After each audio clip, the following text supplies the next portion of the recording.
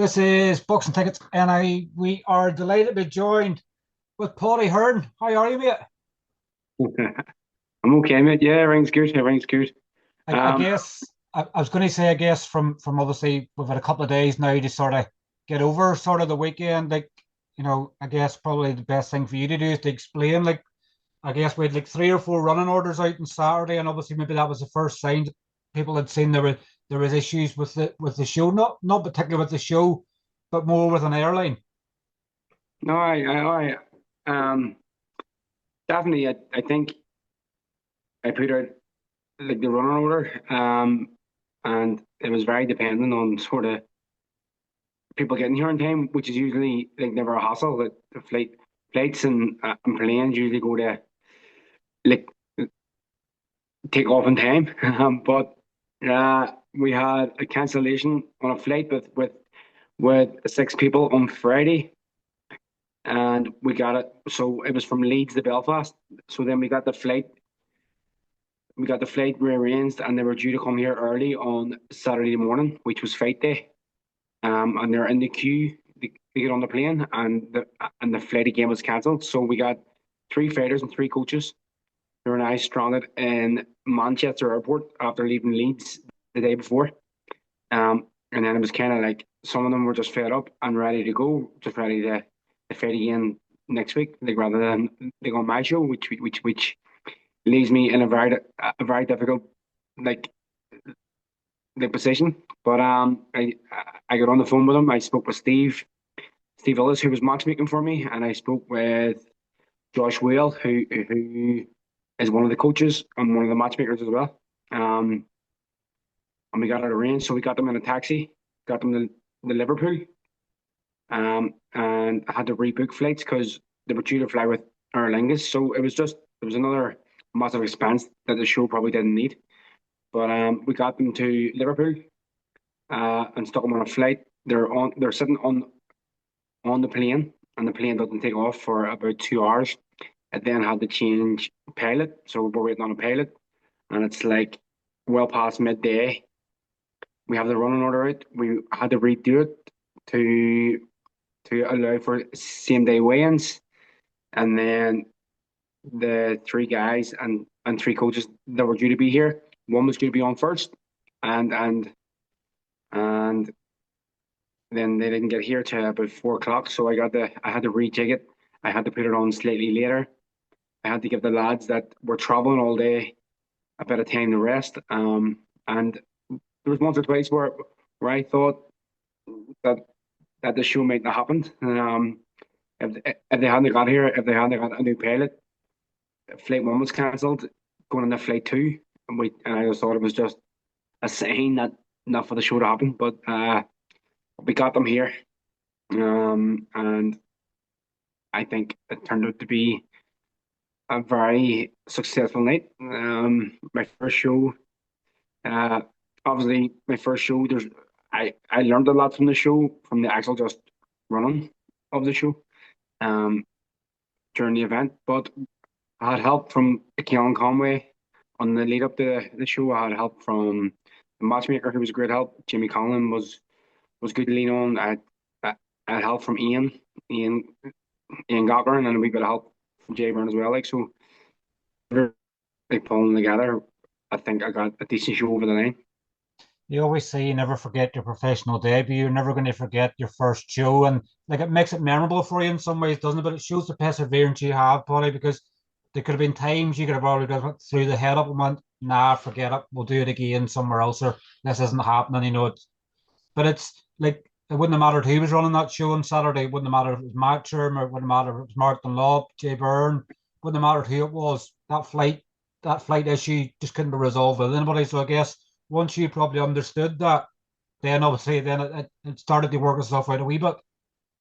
Yeah, I think a big part of me not actually just throwing the head up was the reason that it was my debut show, and I didn't want people just thinking that it was my inexperience, my lack of organization, and my lack of ability to do a show that actually made the show cancel because we got them back on a flight cancellation. We got them back on another one, put them up in like in Manchester. shipped them over, and like in fairness to the three lads and their coaches, they were willing like to help. But then when the second flight was cancelled, a couple of them like were on the edge, like they were just obviously making weight. They were just ready to throw a towel in like themselves, but they stuck with it and they made it here. Thankfully for me, because if they had enough, we were left in no position like other than like they cancel the show because we lost a fight a bit earlier in the week, and then that would have been three fights with three coaches lost as well, and it just wouldn't have made sense that they go ahead with the show. At what stage probably did your stress levels sort of start to go down? Obviously, I know you were doing return flights for people and stuff on the Sunday morning. Is it probably maybe just yesterday or maybe even Sunday evening, like your stress levels? Like I'm sure you were stressed to the max. Like at what stage did they calm down? Yeah, do you know, after I knew that the plane was taking off and they were coming, I calmed down a bit, but then it was like nearly more or less in like straight into the show. I came home, I got showered, I got changed, and straight out again. And it's fight night. It's like it's ready to go. Then something that I learn in the future is to allow like other people to do some of the like workload. So I felt like on the night instead of being present like ringside and sitting watching all the fights like as they happen, I found myself nipping off to sort out some issues that could be sorted by someone else by trying to maintain the social media post, which I could probably like offload to someone like yourself or even like we Caelan. We Caelan was a great help. Like him and Dory had the scheduling and the fights running like clockwork. There was even times I was like, right, slow down a bit, like chill out. But they were on the ball. Like they were great. But then this I was home for about 11:30. I didn't have any paints or anything after. And then I was up again at 4 o'clock for the first airport run. So it was a busy couple of days, a stressful couple of days. Thankfully, with my brother Alec as well. Alec, he chipped in. He has a big taxi bus, and he was able like to help me with a lot of the transport. So all in all, we got there in the end. Definitely. Like what a great night. Obviously, a boxing. You know, we sort of had a bit of everything. Obviously, we Padraig McReynolds sort of throwing back the years for you with stunning knockouts in the devenish. Mhm. Bernardo, obviously, first stoppage as a pro, his first fight back in Belfast in over 8 years, and obviously had really good tests throughout the card. Like I'm sure when you look at you sort of reflect back on the card, probably couldn't have went any better for you on the night in terms of the action. Yeah, a great night, a great night. And as much as I don't want to say I'm going to hurt, it's always good to have big knockouts on your show because it then brings attention to the show, to the brand, and that's exactly like what I need. I texted Barry like the next day and said that it reminded me so much of my own fate and but just he's a lot younger and has a lot more time in his hands and has probably a bit more talent than me. So I think the world's his oyster. But yeah, it had it had um six four rounders, three six rounders. Some of the four rounders were very competitive. Kerr and Lopez was a very competitive fight. I thought Hijjah was very good, technically very good, very composed. And then you have like David's McCann, who took on a decent test, like for his debut in a very experienced like journeyman in Durham, I think his name was. Yeah. But as you say, Bernardo like, was very impressive because I've seen the Ali fight a few times in Belfast. I think he fought Owen O'Neill maybe as well. Yeah, he did. Yeah. If I'm right. And like Ronaldo, he came in 9 or 10 pound overweight as well, but allowing for the same day weigh-in. Um, but I thought Ronaldo was very impressive. Or Bernardo, very impressive. It's his first fight in a number of years. You probably like would have liked him to get a bit more time in the ring, but knockouts and statements is what gets people talking. and is what we need to build small hall boxing in Belfast. It's something that obviously helped you massively in your own career. Was obviously, you know, it was just your stoppage winning the Devonish just sort of got you to the heights that you went to obviously throughout your career. Yeah, yeah. I had two fights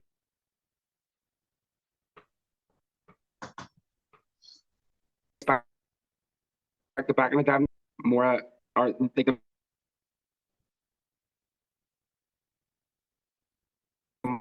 only beat one like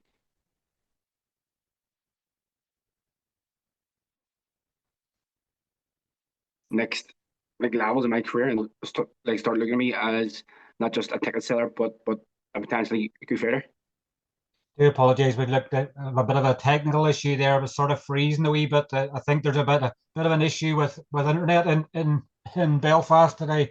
So Mm-hmm. apologies for obviously anybody that sort of didn't catch some of that. But you were sort of mentioning obviously there about you know where you went from your big knockouts in the Devonish. They obviously Yeah. they what it done to your career. So your first hand there, Paddy, they say to these people, you know, Barry and Bernardo and others in the card, these big stoppages can lead you to very big nights in boxing. Yeah, listen, uh, small hall boxing is it's kind of it's kind of the grassroots of boxing, like a pro level, and if you can win like in sort of events which obviously involve uh like the necessity of tickets and start knocking, then doors open. These big events start coming. Like for myself, I went from them two knockouts to then some of the biggest events that Belfast has seen. Theo Allen obviously headlined the card, obviously his fourth fight, and within a year of obviously turning pro. And I know he's kept saying it, obviously he looks at your career in a lot of ways. Like you haven't matched him easy, Paddy, so far. Like No, four fights, four different kinds of tests, but like Theo and himself probably wouldn't want somebody that's just there to go through, you know, to go through something like he does. He's not learning. I guess he's around the same age as what you were when you started, so sometimes you're sort of having to make up for it a wee bit. But I thought Teo was very impressive. Sort of seemed to tire a wee bit in the sixth round, but everybody was sort of complaining. All the fighters were complaining about the heat on the night. So, you yeah, know, that heat in the night, that sort of pressure will actually help benefit him in a way because he's had to dig deep in the last round to make sure he didn't go to sort of pot and sort of collapse in a heap and for the mhm. opponent to take over. Yeah. The reason I'm doing these events, like firstly, is to give my own fighters a platform and an opportunity like to build and to get Tio on in his fourth fight, kind of like as the main fight on the night, which he deserved because of the amount of tickets that he sells.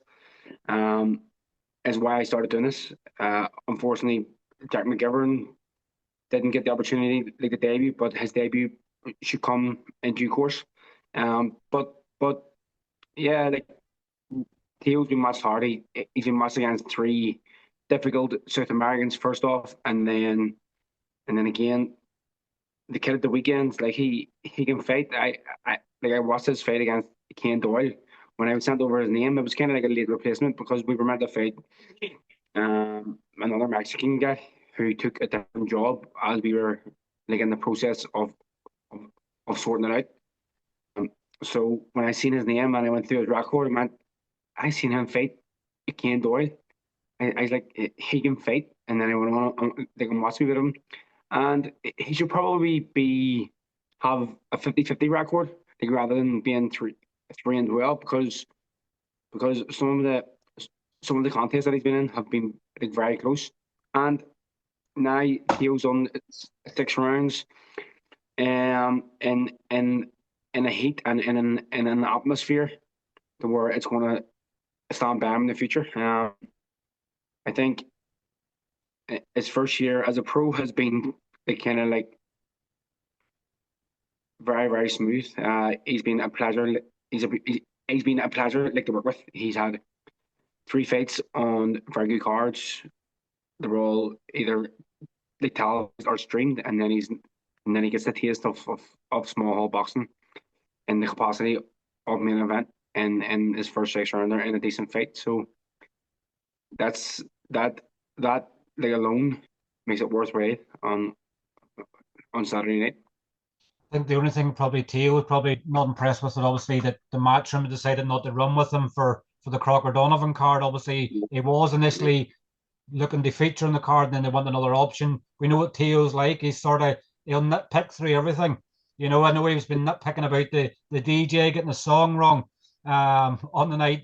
He's nitpicking through things, and I know he will probably say himself that he would have wanted that matchroom card in there. He wanted to be 5-0 now rather than 4-0. Obviously, me and you get very close. I'm a big Korean fan.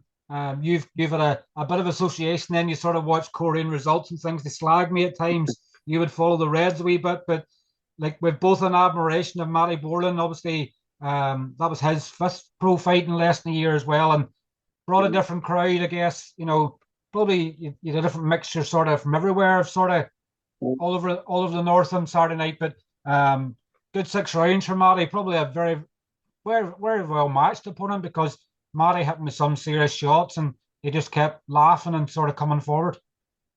Yeah, again, like Matty Boreland, like he's a breath of fresh air, like to the scene.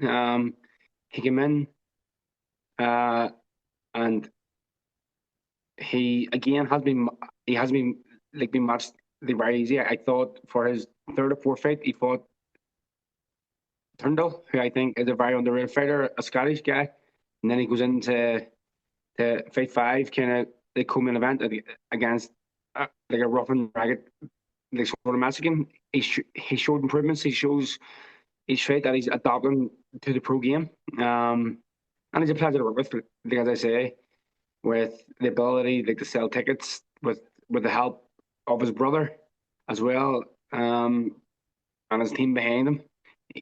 A great coach in Ryan Burnett. I think the next step for him is probably the big cards, because when you can sell that volume of tickets, and you can fight and you're willing to take risks, that's the progression, I think. Definitely is, and like obviously I know he was sort of brought on the Jamie's card, obviously sort of fight week and sold a good clout of tickets. Obviously with a smaller card, sometimes you're not going to get the same sort of people that will come for the bigger cards. You sort of get your loyal ones that will come to you, whether you fight in a phone box, whether you fight in someone's field, and then you'll get the other ones that sort of like a casual supporter will come for the bigger nights. But if you can sell the tickets he's selling on the smaller hall cards, by the time he gets to these bigger cards again, it's going to probably go up more than what it was previously for him. Another obviously lad that obviously made his debut on the night, Cathal Jennings. Right, Morty lad. He obviously, I thought he was very impressive. Like sometimes you see someone making their pro debut and red mist comes out and they sort of go gung ho. As he said, cold, calm, and composed. He said he didn't want to blow the load too early. But obviously, I thought very impressive debut from him, and he sold a good lot of tickets as well, which got him high up the card. Yeah, listen, I think he deserved a slot. He put in the work. He sold extremely good tickets. His performance was great. I thought he picked the shots well. He found a home. He found a home for the left hook of the body. He didn't rush in, and it was a very impressive like win for him. And it's on his debut. Wallace was very cagey, and I made it a bit like rough and ragged for him, but I thought he done well. And again, when you can sell tickets and you can speak well and do interviews that like the world's your oyster, and again, if you look at the last 3 fights, you go Newry, Coleraine, and Cookstown, and you got to give it to their fans or supporters that come back them, because it's not like you're walking around the corner like a devenish. You're getting on a bus, or you're getting a taxi, or you're paying for a hotel, and they came and they backed their lads. And again, a pleasure to have them on the show. Dan was very happy with it. Ian was very happy with it. So yeah, let's see what's next for Cal. The only other one I missed there, obviously, James Freeman, obviously jumped up to 6 rounds for the first time. I know afterwards Mm-hmm. he wasn't happy with his performance, but I'd sort of said to him, you know, if you're having an easy 6 rounder and you're happy with your performance, there's something wrong. So, I know he wasn't happy. Like Nathan Darby obviously came and he Darby, sort of I watched Darby, and he's a very talented lad. He actually, from what I gather, is he could have been like the home guy, and he had the opportunity like to be the home guy because he's definitely good enough. But he just couldn't be arsed like with selling tickets, and um when he wanted to, he could fight. He's a very talented guy, and I thought James done very well. And again, James is probably like myself. You're always overcritical, like of your like self, but he's now up to 6 rounds, and as I said, he is now eligible to fight for a Celtic title. And I think that's probably like the next step for him. He's had a busy few months with wedding and new baby and stuff, so he's probably being a bit hard on himself. I know one of his friends had an engagement party on the night, and but James is known to always bring a big crowd, and let's hopefully next time he's out they get behind him again. I guess obviously now that that's we sort of reviewed the card, that's the first one done. Like, what's the sort of thought process now on show number two? Do you sort of give it a break? I guess you sort of look at the landscape, because I guess when we look at there's a Galway show at the end of June. There's looking potentially at Crocker Donovan.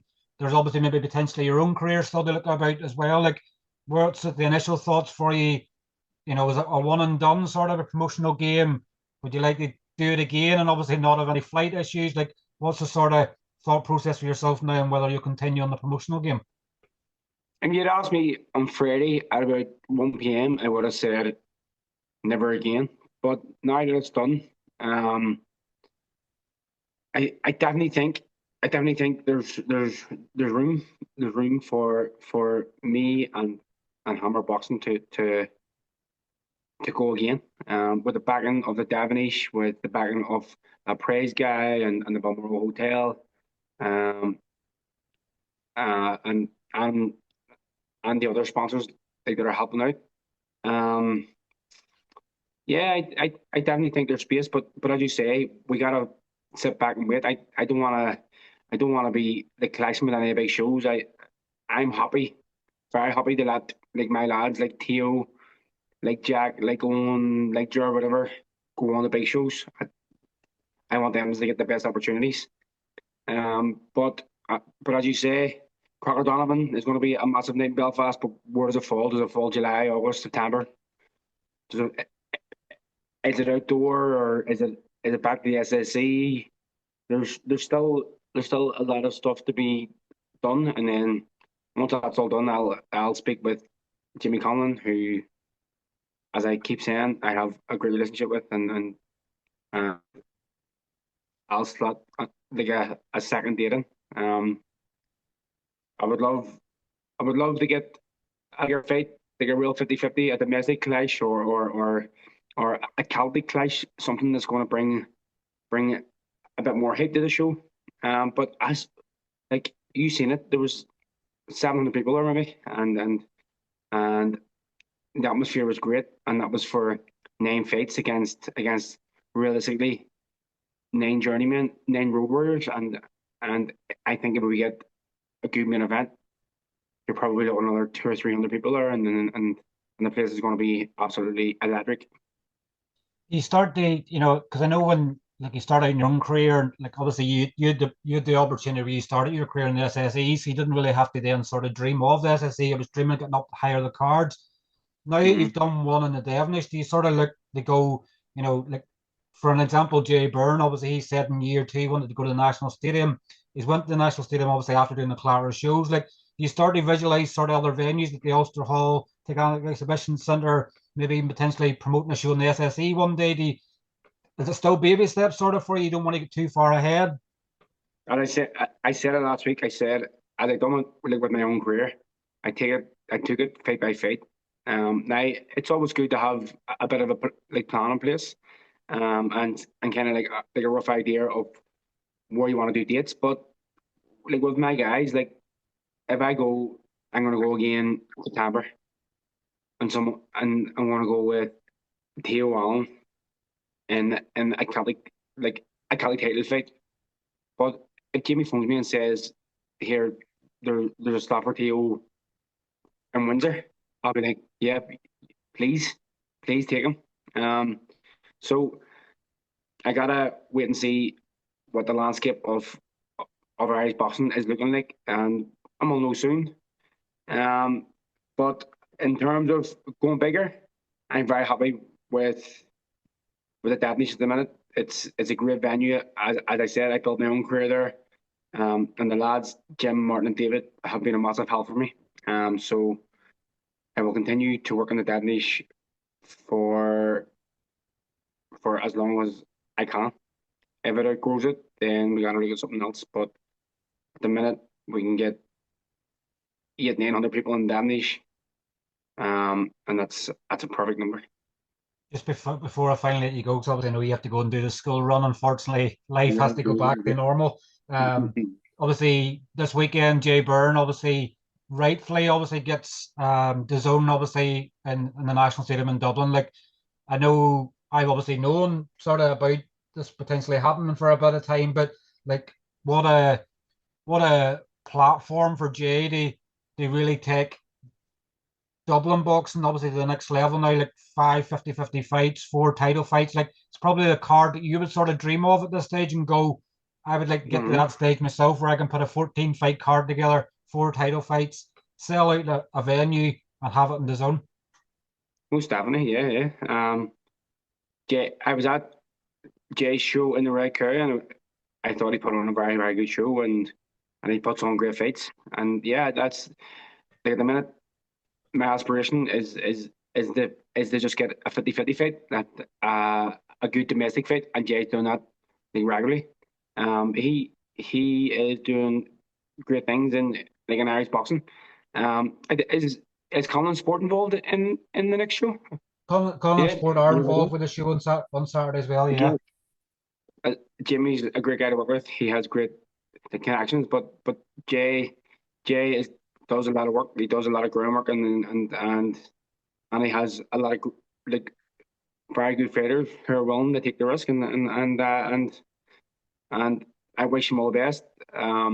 It's going to be a great night in Dublin, and I would love to get down to it, but let's see.